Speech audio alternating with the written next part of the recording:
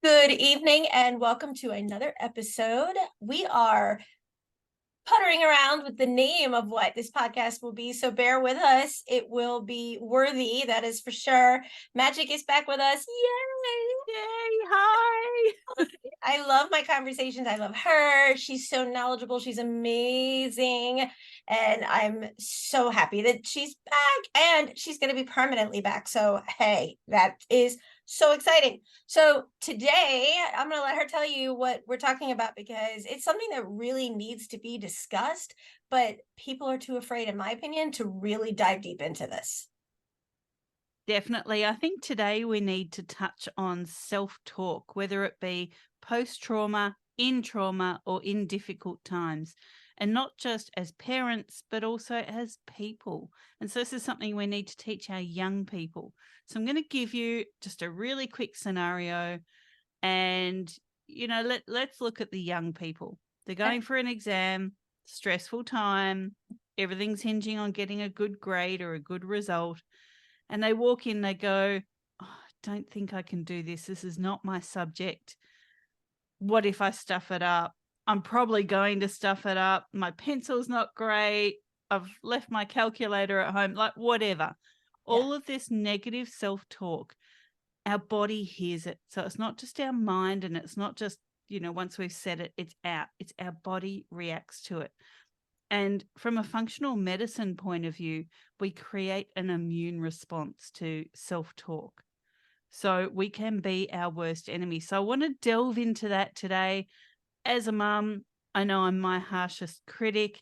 mhm. I was just saying off air, we're about to move house. My office is a sea of boxes. And do you know how many times I have caught myself saying things like, well, I hope once we move, I can get my ass into gear and unpack these boxes on time. Something like that is enough to set off an immune reaction. It's Sure. enough to set your limbic brain, so the central part of your brain, in charge of thoughts, feelings, and emotions.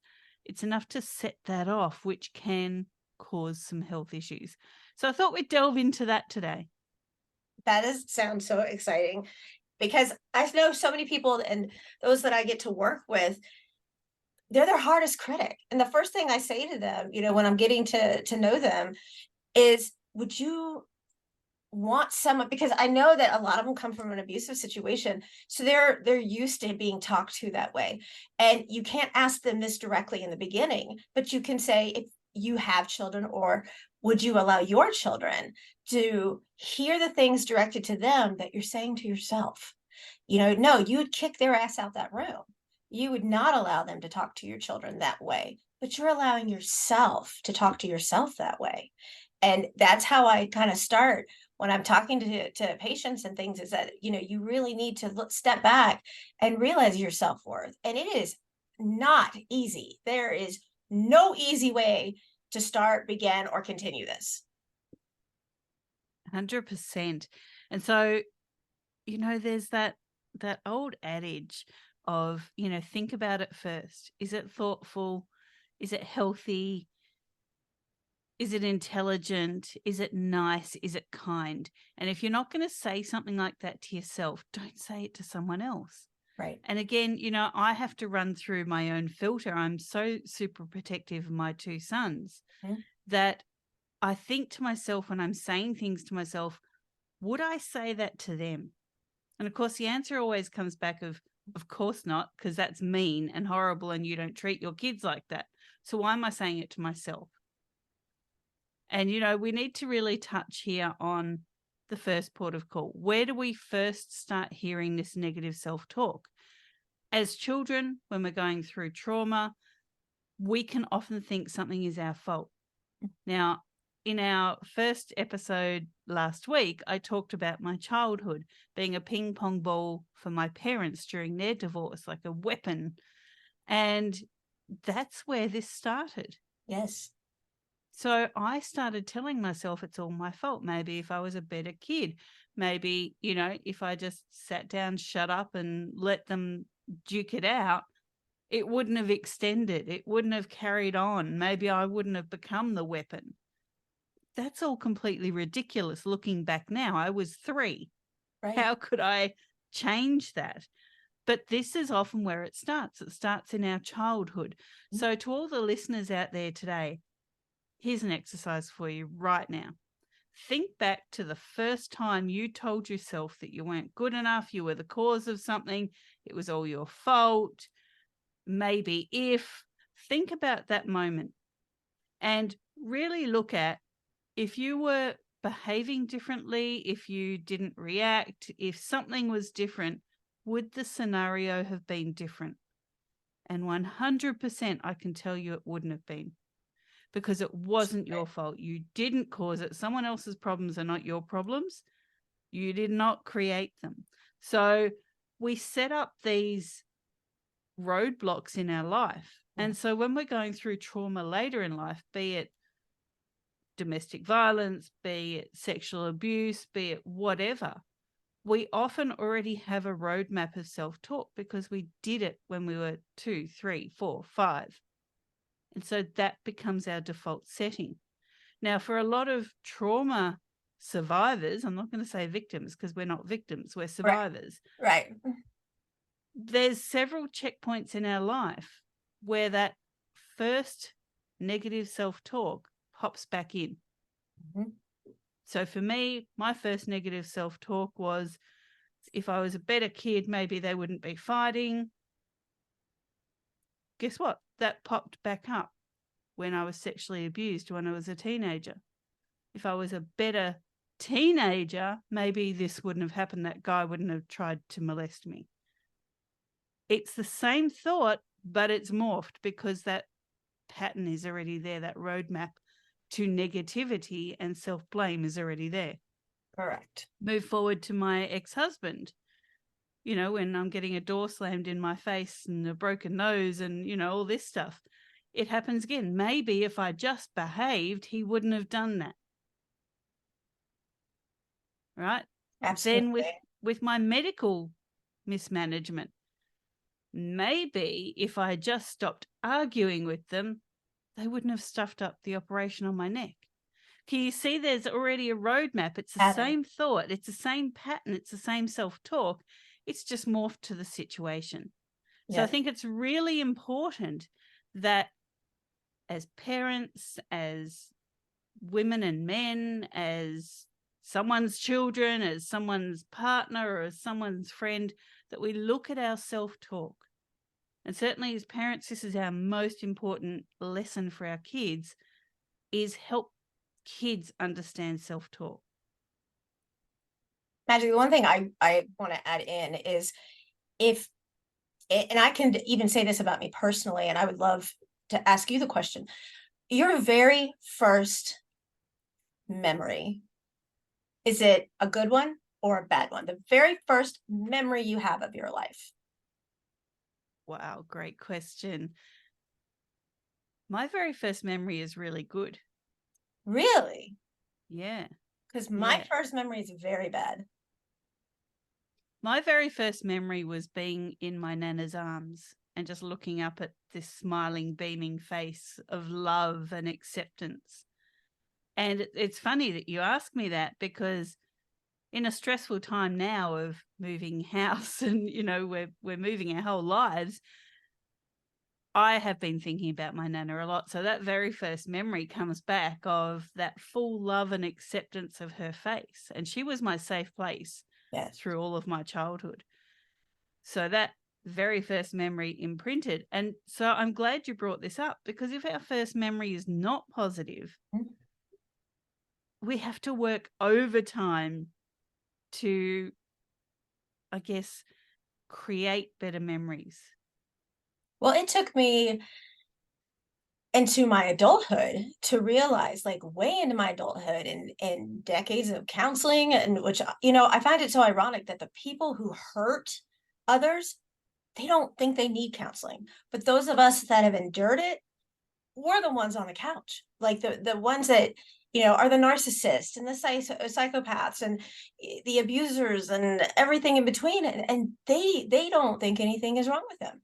But literally, I learned that my pattern and growth from my biologicals literally put me in the arms of my abuser, not only literally, but physically. Like, I learned that that was all I knew. That was my norm because that's what I was accustomed to. But wasn't physically abused as a child, but I was the black sheep. I was the pawn. I was, and it literally put me into that's what I thought was my comfort because that's what I knew. And just like you, my grandparents were my saving grace. They were my everything. And it didn't matter what happened, but I was always at fault for things that even when I wasn't there, I mean, if I was at my grandparents for the weekend and my brother did something like any other normal, not normal, but any other kid would do at 6, 7, 8 years old, like, oh, they spilled something on the floor, completely accidental. I got blamed for it. And I wasn't even geographically there.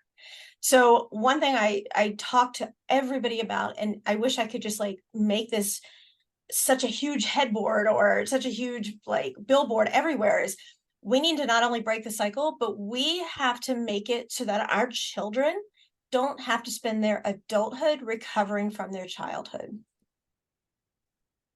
100%. And, I look at my two kids now, brought up in exactly the same place and, did everything together. There's only 2 years between them. So they were virtually like twins, always together and subjected to the same parents.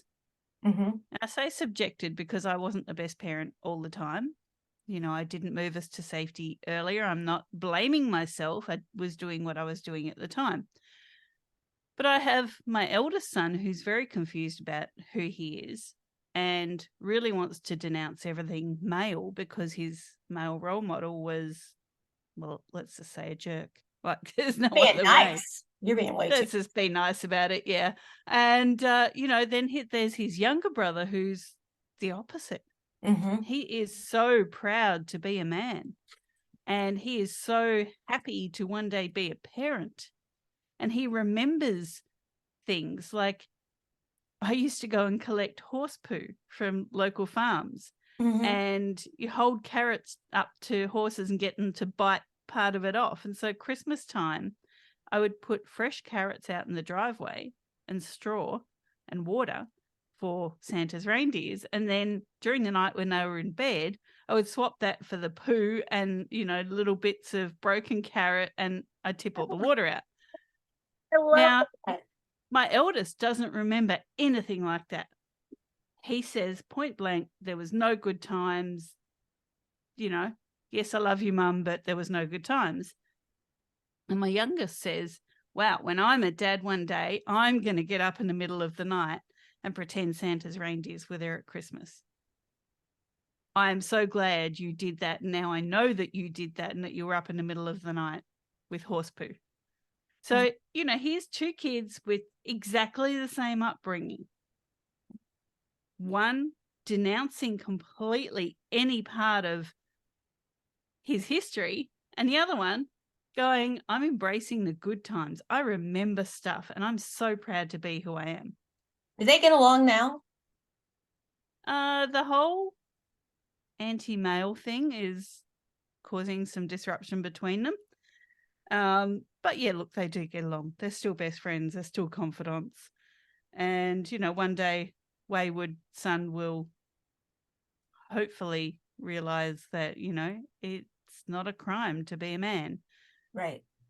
But, he still lives with us and we still adore him and love him and support him. And we're just allowing him to go through his trauma. But this is where we have to look at kids in the same household. And I know I'm going off on lots of tangents here, but, kids in the same household react differently. Their personalities are different. So my eldest son is very much an empath. Mm-hmm. So the only way he can now block out feeling anything is by feeling nothing at all. So he's a cold fish now. Mm-hmm. But as a child, he and I have always been very connected.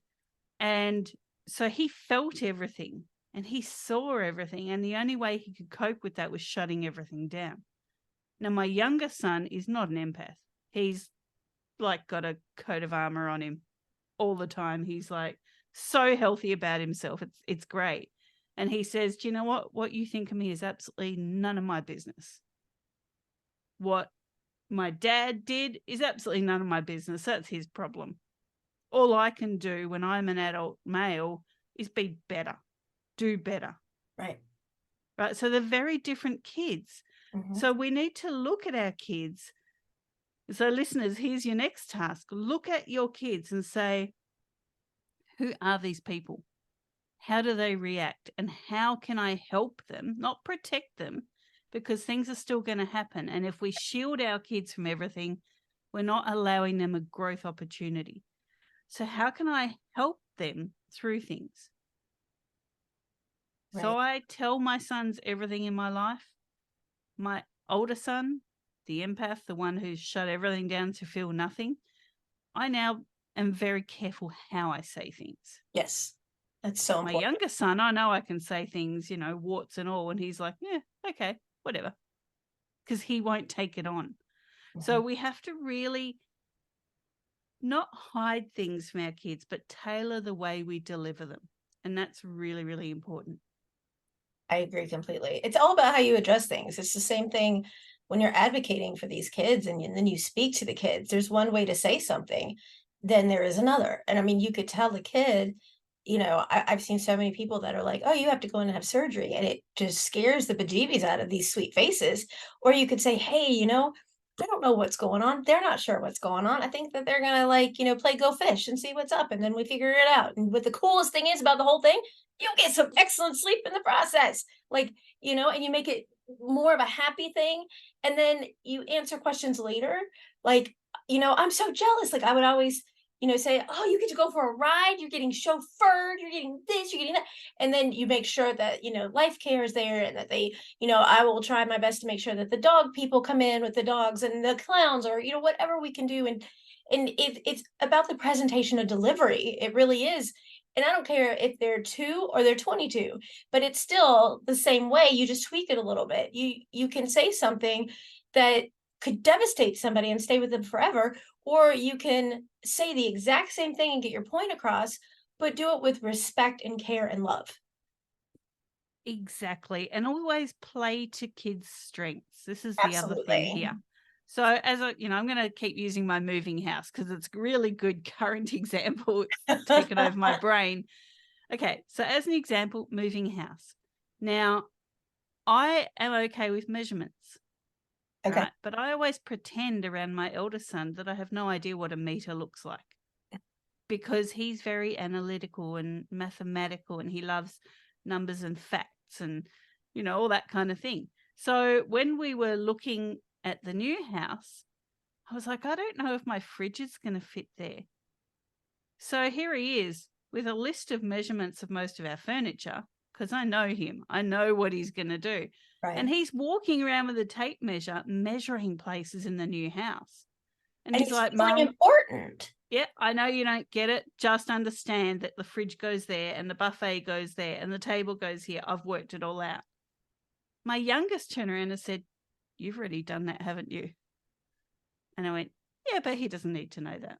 Right. Because this is making him Feel important. feel like he's got some ownership and some importance. Exactly. And so that's alleviating his stress. Now, for my youngest, he doesn't know that I play games with him too. And they're healthy games. Like I'm not Sure. just twisting them, okay? Right. We want to get chickens because we're going to be on a farm. So I'm looking at him, who's, the animal whisperer. And I'm saying, oh, I don't know how many chickens could go over there and what sort of coop and what sort of run. And, so he's already worked out. He's studying zookeeping. So he's talking to me about carrying capacity, about what an enclosure can satisfy for the health of the chickens, like how many chickens. So I'm standing there going, oh, I had no idea we could afford to get 10 chickens in there and they'll still be happy and healthy. Right. He has no idea that I've already worked out 10 chickens is fine and we have enough space and resources for them. Right. So here's him going off doing his thing. They're both completely unstressed about the move. That's because you're a good mama. Well, it's taken me a lot of years to learn this. So if we can help other people listening to this work out, know who your kid is, know their strengths, know their weaknesses, avoid the weaknesses, build up the strengths, give them ownership, give them coping strategies. Yes. This will help. But cycling back, this all comes from self-talk. Mm-hmm. So I say to my eldest, you're so good with numbers. I wish I was like that. And so he's built up and he says, yeah, I'm great with numbers. He could be saying, I can't cope with this move. It's a big move. It's so overwhelming. He's not.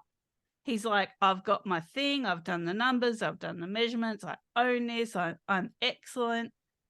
And That's my fantastic. younger one with the animals, I could be saying to him, oh, this is such a big move. He could be saying, yeah, I don't know how we're going to do it.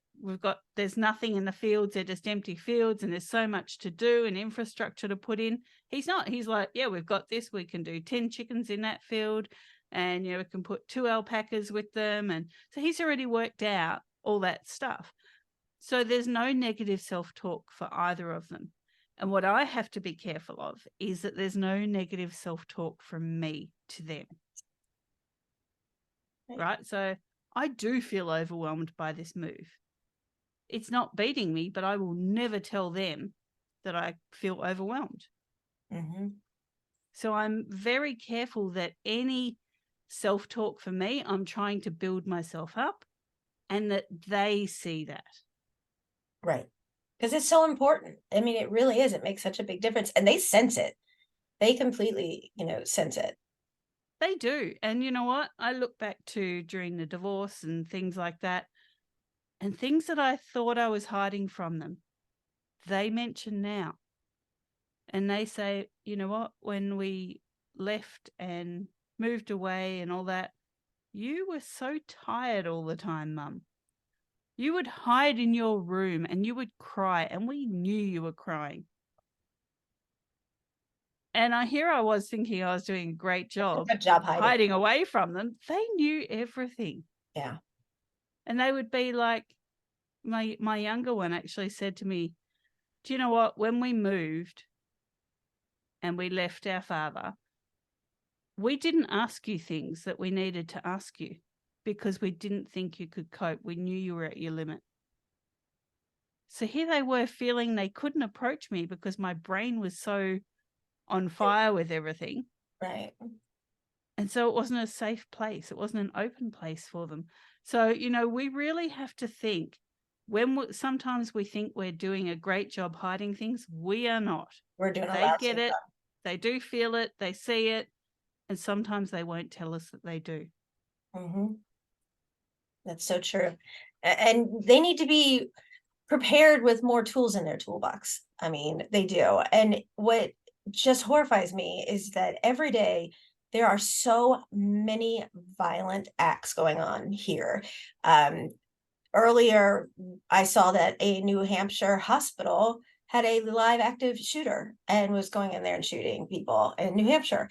Then there was a sweet special needs young man, and he was at school, and somebody walked up to him and started to beat him, and ended up just on and on, and this just went on and on.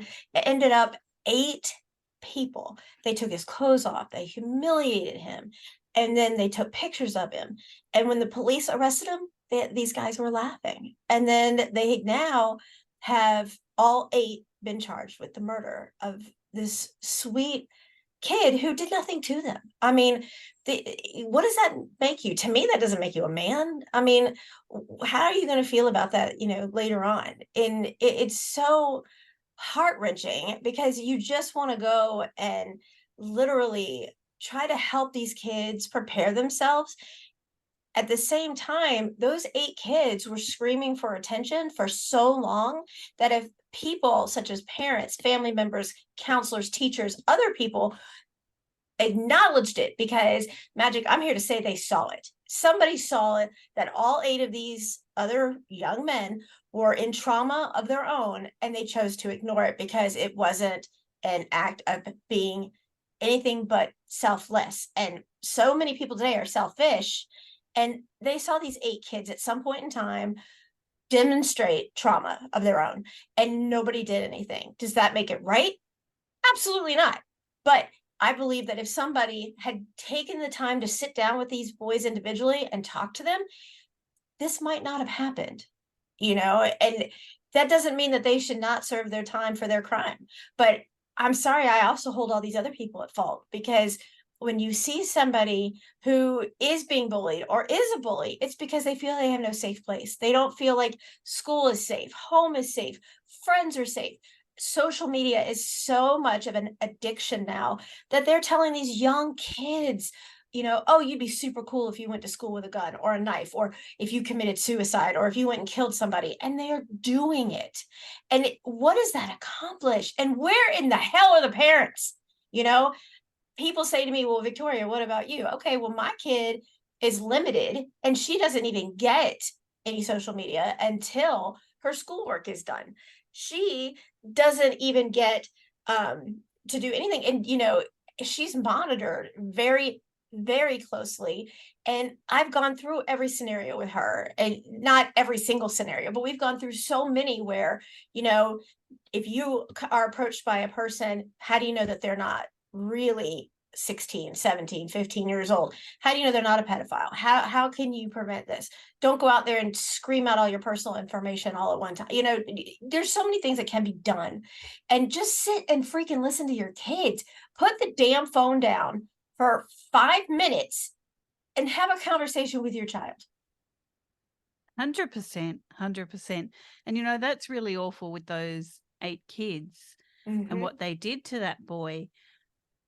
You are 100% correct, as in what happened to them. Now, I'm going to give you a scenario that happened in my elder son's life, and it harks back to when he was in primary school, which in the US is elementary school. Yeah. So he had a friend called Grady. And yes, I'm using names because if Grady's listening, this is really important for him to hear. And Grady was in the same class. He was one of these really happy, loving kids. My kid has special needs. And Grady was very accepting of my boy. Grady was the sporty guy, the athlete, happy-go-lucky, like nothing fazed him. Here in Australia, he was just a good bloke. A good kid. And all of a sudden things changed. Now, we were looking at buying a house in a court in the town that we were living in. And something told me when I was looking at this house, not a good idea to buy this house. And I didn't know what it was. Fast forward a few weeks later, Grady comes to school. He's crying. The teachers usher him out of the classroom, like, quick, you're disrupting the classroom. My boy is going, well, what's wrong with Grady? Why isn't he happy and friendly, and he doesn't want to go onto the oval and play football? Like, what's wrong with him? Right.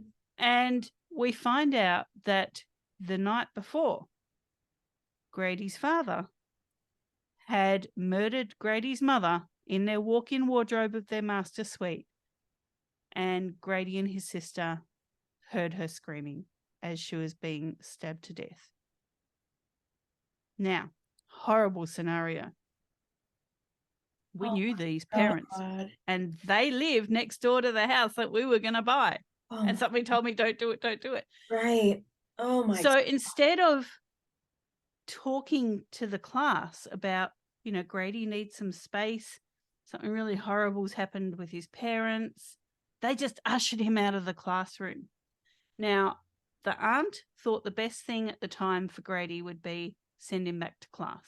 Keep normality. He needs to go to school. Whatever you can. Yeah. His whole life has turned around now. He's not at home because it's a crime scene. Mm-hmm. And, one parent's in the lockup and one's deceased. In the morgue. So the auntie who was looking after the 2 kids was like, I'm just going to send them to school. I need to keep something normal, right? The response of the school was incorrect at the time. Yes, they were little. They were little kids. I think they was like grade 2 when this happened. So they were about 7. Seven. Yeah. Yeah. And, but the response should have been, something awful has happened with Grady's parents. Please, kids, allow him to be in a classroom. Give him a cuddle, support him with his work. If he cries, just be there. All this should have been said. And a counselor should have been with him. But it wasn't. It was quick, get him out of the classroom because he's misbehaving and upset and, and not telling any of the other kids. Now, my son came home and said, Grady's changed. And I said, what happened? He said, well, he punched me in the playground. We used to be friends. I don't know what's happened. I told my son what happened. I said, well, something really horrible's happened. And Grady's daddy hurt Grady's mummy. And now he just doesn't know what to do. Right. Imagine if you didn't have your mummy anymore. You would feel awful, wouldn't you? And he said, yes. So I said, support Grady. He did not mean to punch you. Maybe say to him tomorrow, I know that you punched me yesterday, but I know we're friends and you're very upset at the moment. I just want to let you know we're still friends. So he did. He went up to this kid the next day and said that. And do you know what? He didn't get punched again. This other boy, Grady, threw his arms around my son, who is not a hugger and a physical touch person, but he just stood there like, wet fish being hugged. Right. And he allowed this kid to cry and get his emotion out and said, I'm so sorry I punched you yesterday.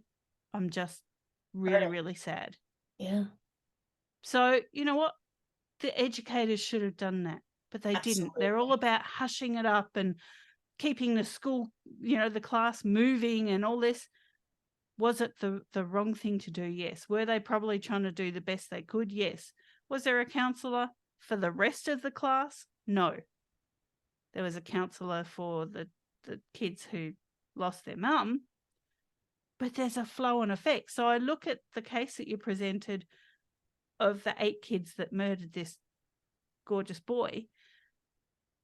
What was going on for them? And who was hushing things up? I think, as adults, we want to protect kids so much. And that's really admirable. But sometimes we can't. We're not changing what's happening around them. And by protecting them and hushing things up and sweeping things under the carpet, we're creating a whole raft of new problems. Absolutely. Absolutely. It's scary because when we were kids, like it was who's going to get on the swing and who's going to play dodgeball and who go outside and play until the streetlights come on. And, those are the things that we did. And when I talk to these beautiful kids, I first will just sit, and even if they just want to draw, I just let them draw. And then, I tell them I can't draw a stick figure, maybe they can help me out because I can't draw. So, and that's the thing, is that we just sit there and talk, and I let them open up, because so many people are pushing these kids and they don't want to hear. They just want to go through the motion, hurry and be done, and go do what they want to do for themselves. So no, I'll sit there all day long. I'll sit there till 3 a.m. if I need to, but you open up and tell me. And then when I know you're ready just to talk, I'll change the subject. And if you come back to it, then you're ready to talk about it some more. But I don't want these kids to feel as if they're being pressured because everybody else is pressuring them. They go to school, they're not learning grammar anymore. They're not learning spelling anymore. They're not learning cursive anymore. Everything is done on a tablet. So they don't do any kind of writing whatsoever. How are you going to sign your name? How are you going to do anything like that? Like, they're allowed to bring drinks in school. They're allowed to have their phones in class. Well, if everybody's in class, why do you need your phone? I mean, come on. People say, oh, I don't know how to spell this. Oh, we have spell check. Don't worry about it. And then they have the kids that are being bullied. And then they have the kids that are bullied. And then you have these active shooter situations in school. And then you have kids sleeping with teachers. And it's like, is there anywhere in here that there's an education being given? Is there anywhere in here where somebody actually cares about the future of our world? Because it doesn't seem like it when it comes to the school situation. I mean, now you hear about like every Friday night when the sports in high schools, people are being shot, going to watch and support their team. And this isn't how it's supposed to be. Kids are supposed to love life. Kids are supposed to be resilient and happy and fun and want to enjoy these things. And now it's just like, kind of, oh, well, I don't care about anything anymore. I mean, one of the greatest young men I've had the pleasure of working with for well over a year plus now, he's not even excited about the holidays because he's like, I don't really have a family, and everybody at school is a bully, and I come home hurt all the time, and nobody cares. And so why should I? And that's the worst mentality to have. And it just breaks my heart because I'm like, okay, I'm ready to adopt this child.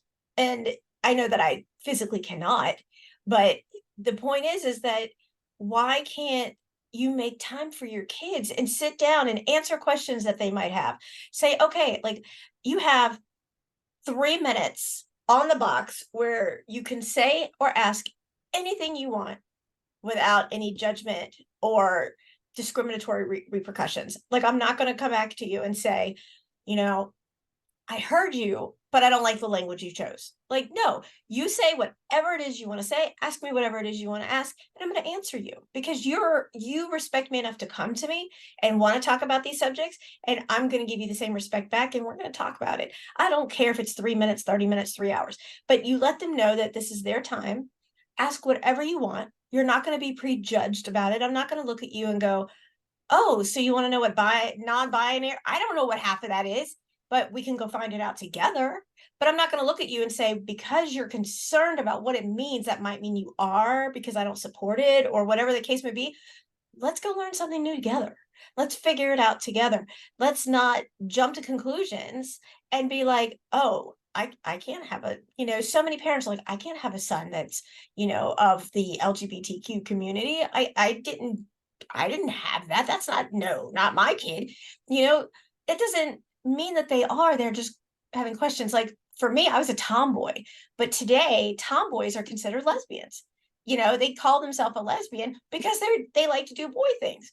I love to do boy things. I was in martial arts. I loved, everything that wasn't girly. I didn't want to do anything girly. Like I didn't want to do the Barbies and do the nails and oh my God, please don't. No. But that didn't mean that I was of that other nature. It just meant I was a tomboy. I'd rather be outside and get dirty and scrape my knee and, love life and not sit around and play Barbies and, cook cookies, which is fine for some people. That's great. Because I know that's why there's chocolate and vanilla and strawberry. But we have lost our way so badly that we've got to figure out how to bring it back to where we need to be because it's only going to get worse. Exactly. And, I go back to my eldest son on this, who wants to be anything but a man. Right. Why? Because look at who his role model was. Right. Absolutely. So sorry, but if you've got a piece of shit as a male role model as a child, of course you're going to be questioning whether you want to be a man.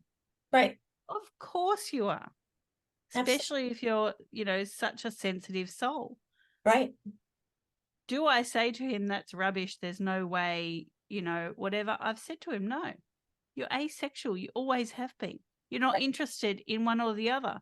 If you can have 50 cats and a robot dog, then you'll be happy. Right. You've always been that person. You've always been that kid. It doesn't mean that you need to change who you are.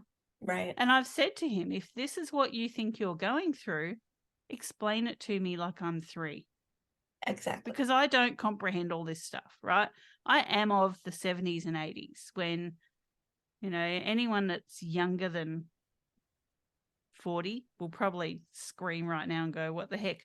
We had playgrounds that were made of metal with sharp edges. We had slides that would be burning hot in summer and you're wearing shorts and it's got friction burn and heat burn and the edge was sharp. So if you fell off the edge, and they were steep, by the way, you probably slice your leg open. We survived that.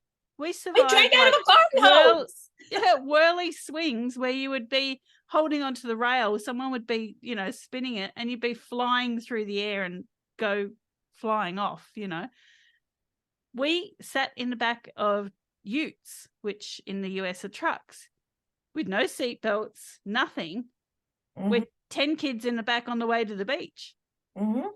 We survived all that. So, you know what? I say to my son, explain this stuff like I was 3, because The fact that I survived my childhood physically at all is a miracle. Right. All this is new to me. So Absolutely. explain it. And he can't explain it. So I say, well, maybe that's not what you are. Right. Maybe because you can't actually explain it to me, that's not what you are. But I'm going to support you in us learning this. Hmm. Does it absolutely infuriate me that he's got strangers on the internet telling him to chop his bits off? Yes, it does. Does it infuriate me that on the black market he can find hormones and that he can go to any doctor and they go, oh, let's transition you because you're confused? Yes, that infuriates me. What is my role in this? Well, it is to listen to him and to talk to him and say, I get that the male role model you had was a piece of shit. Hmm. And I get that that's affected you. But let's just slow this down. Let me support you in finding out exactly who you are. Right. If in 5 years' time, when we've looked at every, every little thing of this, you still say, yes, I need to chop my bits off, I'm not going to be happy about it, but I will support you. But for now, let's just slow this process down. So, I really think how we talk to our kids, how we listen to our kids really, really matters. See, Magic, that's such a difference because so many families, I mean, there's elementary kids that are literally Tommy at school one day and Tammy the next. And and this is not all parents, but there's so many of them that, are afraid of rejection by society and other, parents and the PTA or, whatever bullshit that's out there. And literally they're more afraid of the rejection of them than they are their own child. So, oh, today you're Tommy and you want to be out with baseball, and tomorrow you're Tammy and you want Barbies. Great. Well, you know what? Let me ask you a question. Your birthday's in 2 weeks. What kind of birthday party you want? I don't know. But you think this kid knows what gender they want to be? I mean, you know what's going on lifelong. Like you're sure you know where you want to be with this, but society is saying, "Oh no, I've got to make sure." Well, he's saying he wants to be Tammy, so I got to start hormones today. Well, there's a lot of kids now that are regretting ever even beginning that because it was a phase or peer pressure or confusion because things weren't explained to them. And I realized when I was growing up, I had homosexual friends. I had heterosexual friends, but it was nothing like this today. I mean, absolutely nothing. There was a big article a couple of years ago where they had drag queens come into kindergarten and read books to kids. Kindergarten. They're doing it. They're doing that everywhere here in Australia. It's called Drag Time Story Hour. And people, if you are listening to this, you need to make noise. You need to boycott this. You need to say no, not on my watch. Because I'm sorry, but a grown man with a hairy butt wearing a G-string, shaking that in front of a kid to read a story, no, With not on that my voice, watch. you got to do. I can't even do No, it. no, not happening. No. I mean, and there's just I can't imagine being that young and then like looking at this like 6'2", 6'3", and then they're wearing like 5-inch heels, so they're like 6'8", whatever. And then here are these cute little kids that are tiny tots, and they're just like looking up. They're like, "It's okay. I'm wearing they're wearing a dress, and it's okay. I'm here to read you the princess story." And the princess is a trans. They're kindergartners. They don't know. They don't know. And that is why we've had kids here in kindergarten bring guns to the school and shoot their teachers because nobody is sticking up for these kids. And so many people who used to love, like the admiration for a teacher back in the day was so authentic. And today it's like, oh, paycheck, you know, oh, here's this paycheck. Like you sit there and you look at a counselor or a therapist, and they're not all like this. I had a fantastic therapist, but like someone would just sit there and you can tell that they're just like off daydreaming, that they're not listening. They're not paying attention. They're just collecting a check. Well, what's the point? If you've been there for weeks, months, years, and you're not developing in your recovery, there's something going on that maybe you need to look at transitioning to somebody else. That's just my opinion, because why do you keep going if there's no change being made? You're not going to get anywhere new if you don't take steps forward. And I think a lot of people just are like, oh no, I'm trying, I'm going. Well, you're making steps because you're going to and from, and talking about, which is so critical for healing, but you're not getting the support, the feedback, and the reassurance that you need to continue. So you're putting in all the effort, but you're not getting anything back. And that's where like so many people are dropping it and not doing what's best for anyone anymore, unless it's themselves. Exactly. Now, while we're on this tangent of wokeness, let's just say that, Time to wake up. episode 2, and I'm going to get us cancelled. How great. No, But anyway, I let's don't do think this. you get canceled. Don't say that. Okay, let's look at Snow White. Yes, the remake of Snow White that is With now this, getting remade already.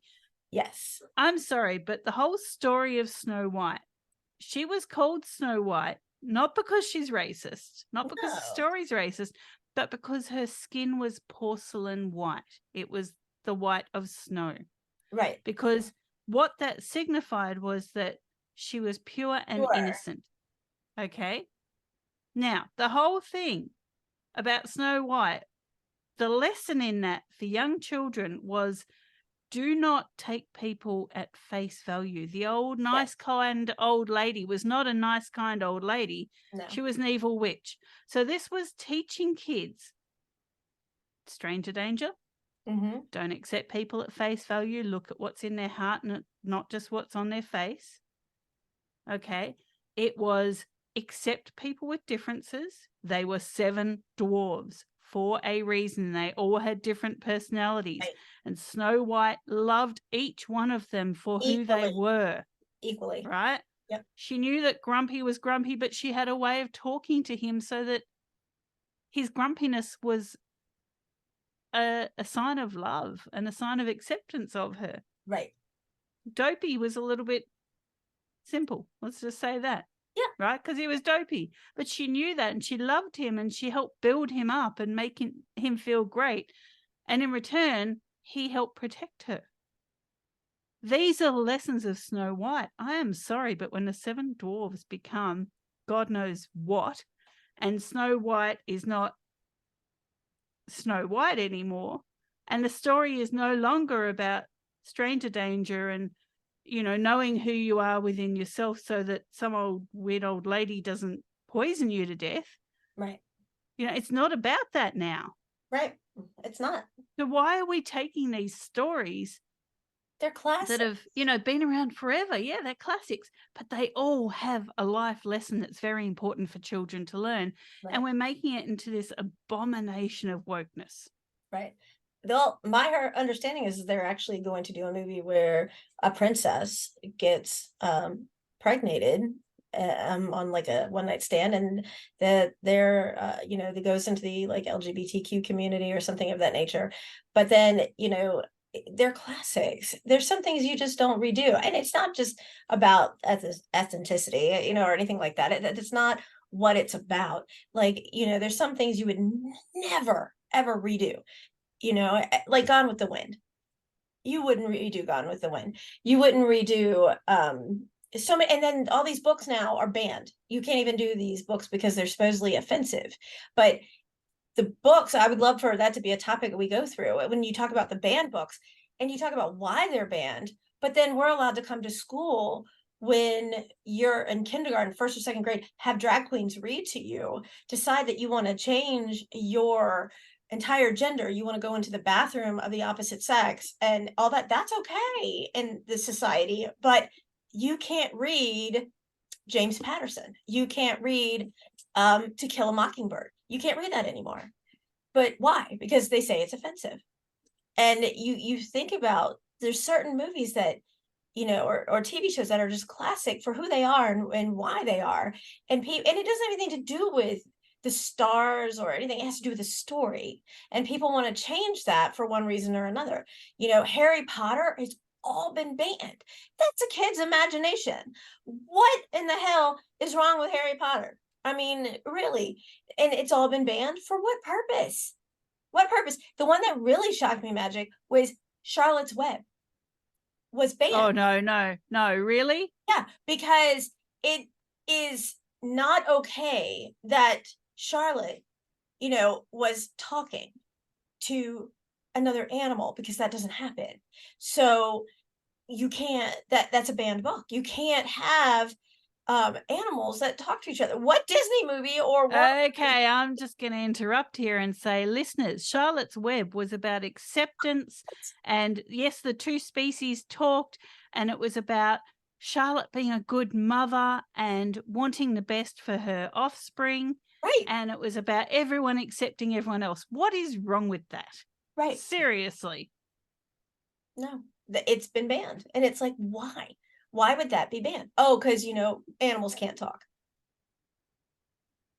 It's like now Okay, they're I'm just going to say this, right? If you want to know how ridiculous this is, and I think we're going to make this our next week's chat about books, okay. we have a character here in Australia. It's like a giant puppet, and there's, a dude in the puppet thing. And this is Humphrey B. Bear. Google him, right? He's been around since forever. Mhm. Now, Humphrey B. Bear wears a hat and a tie and like a little waistcoat, never wears pants, right? Because he's a bear. Winnie the Pooh, right? Right? Yeah. And like Winnie the Pooh. And this has happened to Winnie the Pooh the same. People are now saying Humphrey B. Bear is actually a woman Yeah. because he has no doodle. I think they're saying the same about Winnie the Pooh now. Mhm. Like, come on. Yeah. Yeah, because and Tinkerbell is offensive, so that's now banned. Pepe Le Pew is offensive. I'm trying to think of all the ones that are. Oh, Pepe Le Pew's I love. great. I know he's just a little charmer, but he supposedly on one of the articles he's advertising promiscuity to like just be out being a hoe. Pepe Le Pew had his heart set on that cat as his Right, wife, as right, his life partner. He's not doing promiscuity. He's like set his sights on the one cat forever. right. But that's not how some people see it, But it's crazy. It is, and it's seriously, it's crazy. There was I am the biggest Mickey Mouse fanatic. I love Mickey Mouse. I actually have a Mickey Mouse tattoo, and I admit that that's the only cartoon character I have that's a tattoo. And I did that for a dear friend who was going through cancer, and she loved Mickey like I do. And somebody showed me a video, and I hesitate to even go through it, but it was when Mickey Mouse was Steamboat Willie. And this is a trigger for anybody who loves Mickey Mouse because I'm still triggered by this. You can Google it or YouTube it or something like that. And I'm going to try and keep it as clean as possible. Where Mickey Mouse was having his way at first with a piece of cheese. And that's how Swiss cheese was created. Because he was using, I'm going to use your word, doodle to make holes in the cheese while he's whistling on the boat, and that Swiss cheese came about. I'm sorry, I just think that's really funny. I thought it was funny, but not to the point where it's been aired and advertised as it has.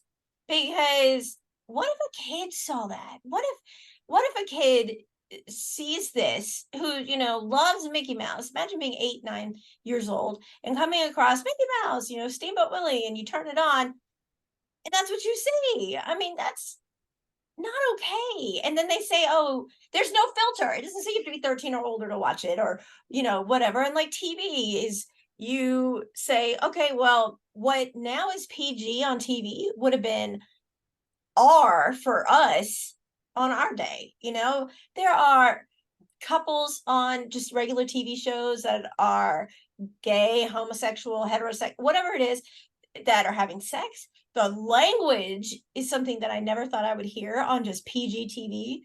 And nobody seems to care. Nobody says a word. Okay, well, there's shootings and murders and rapes and molestations and just horrific things.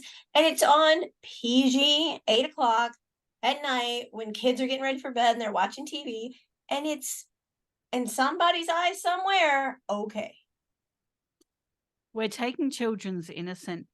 And just to wrap this up, we need to go back to self-talk here. Yes. Okay, so when we're taking the children's innocence as a parent or as a caregiver or as a guardian or as an older sibling or whatever your situation is, listeners, when you see that children's innocence is being taken, you need to boost their self-talk. Yes. You need to have this chat with them, and you need to say, I know you're seeing all this stuff that just seems scary and crazy and really out there, but I want you to say what the good things are about you. Do not let all the outside stuff influence you. I love you, son or daughter, for who you are. I love that you have this internal strength. I love that you love animals, or you're great with numbers, or, build them up so that they have that self-talk. So that when they are exposed to Steamboat Willie or, sex on TV or whatever it is, they go, that doesn't feel right, because I know who I am and I know my strengths, and that's just something that's trying to influence me. And maybe in this day and age, we need to have that chat with our young people and say, you're going to see a whole lot of stuff, but the important thing is what you say about you, and you have a wall up, block all that external stuff out, come and talk to me as your parent or your caregiver or whatever your situation is. Come and talk to me and I will help you navigate this. Right. Right? Because in the 80s, we weren't exposed to this stuff. No. Now our kids are. So Mhm. we need to say, before you take that on, come to me, talk to me, and I will tell you all the great stuff about you, so that they can then, when they are exposed to this stuff, go, I'm a great boy or a great girl. Doesn't matter that all this stuff's going on TV, because I know who I am and I love myself for who I am. Right. So we need to encourage this healthy self-talk so these external influences do not rob our children of their childhood. Absolutely. 100%. Well, I'm going to let you take us out since I brought us in. So thank you so much for listening to us. Sorry, we kind of went on a few tangents there. I'm going to just let everyone know that all of our details, all of our contact details will be uploaded with this episode. Stay tuned next week. I think we are going to talk about all the banned books and the offensive things, because we really do need to look back at why these books were written. So I think we'll talk about that next week. Listeners, thank you for your time. Bear with us. If you have some suggestions for topics that you would like us to cover, contact either myself or Victoria, and peace out. We'll see you next time. Thanks, everyone.